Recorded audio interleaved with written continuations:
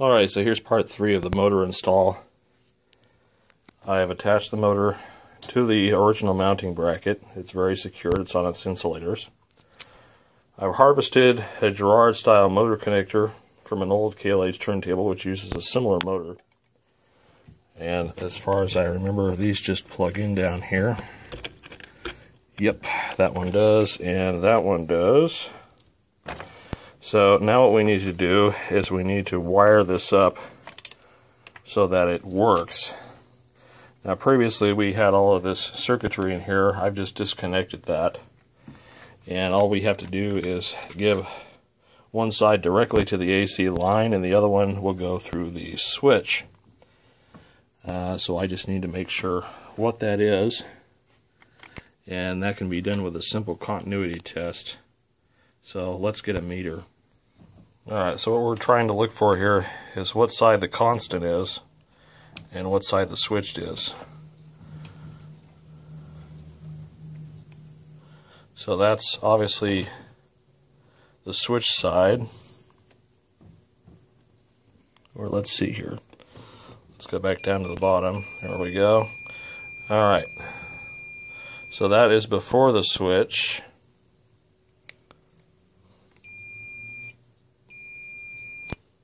Unless it's currently on right now, I just don't know. Let's see if I can... Hang on, I gotta sit down. I might have to set down the camera here. Yeah, it's currently on. Alright, so let me push on that.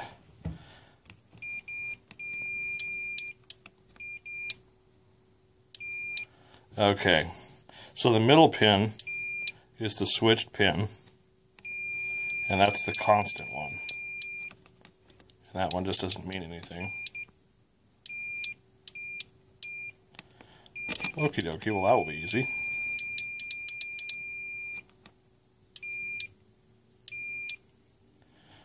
Okay, that's easy. So the middle one's the switched one. The top one's the constant one. Alright, so I'm just going to attach the motor to the switched and the constant, so it'll be energized as soon as we flip the switch on the front panel. I'm going to need 2 hands to solder that, so let me solder the wires in and then we'll do a continuity check again and see if we see motor resistance. Alright, now we got it all soldered up. And let's see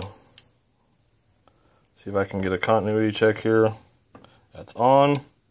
That's off. Alright, so there's our motor.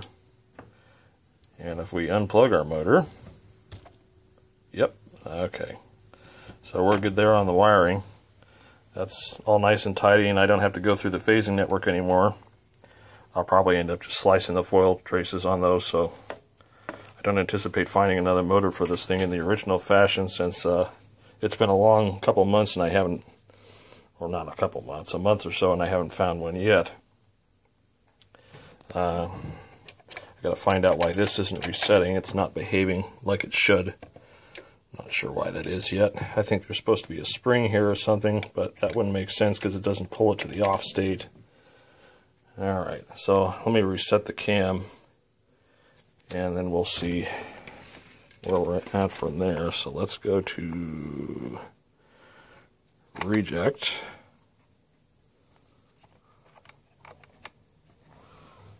No, we're not going to do that either. Well, that's just lovely. Something's come apart underneath here.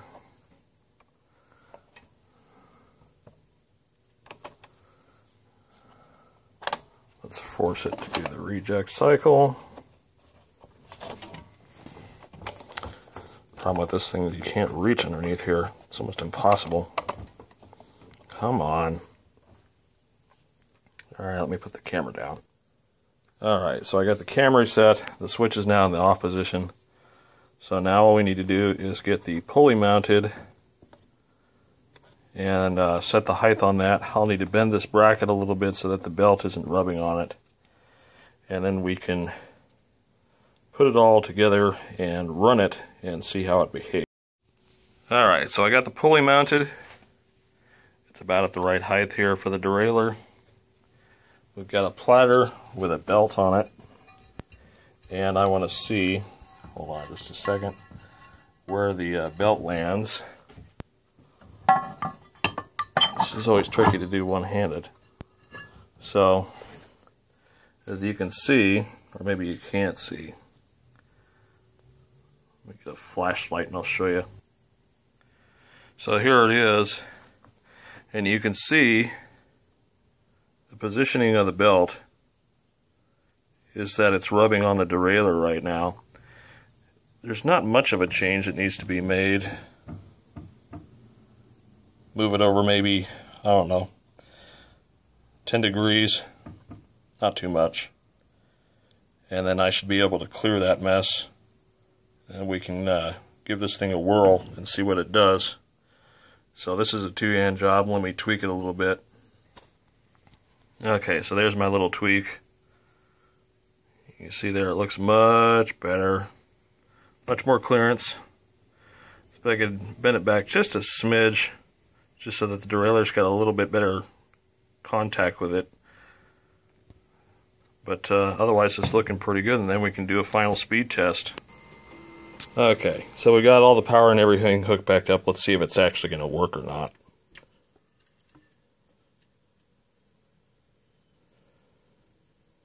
It's turning, that's a good sign. Let's see if it switches over to 45. Yes, it does. Oh, this is good. Let's stick a strobe on it and see what it looks like. It's only about maybe 0.5% slow. That's pretty awesome right there. I'm very happy with how that turned out. There's no rub. It's very quiet. It's got good speed. Me likey. Cool. Let's see, let me put the cartridge carrier in it. And let's see if it's got ample torque to cycle. We'll undo the arm here.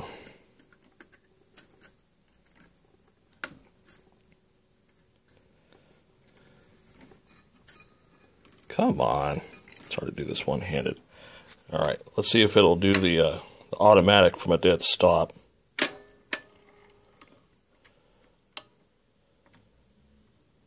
Look at that. That is beautiful. Slows down a little bit but doesn't stall. And let's see if it shuts off. Oh, that is sweet.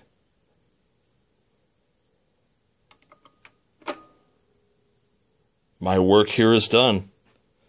I have successfully transplanted a Girard Lab 40 type motor and mounted it to the old Sony mounting plate to get rid of the HA1 type motor, which had a shortened one of the windings, or an open winding. I can't even remember now. It doesn't matter. It's fixed. So that makes me very happy. I'm sure the customer will be happy too, because he loves this turntable. Anyway, thanks for watching the videos, guys. More stuff to come soon. Enough engineering and forethought, and you can pretty much do anything with these things. So next time you got a dead motor in a 5520 Sony, you can replace it with a Girard. It just takes a little bit of engineering. Thanks for watching.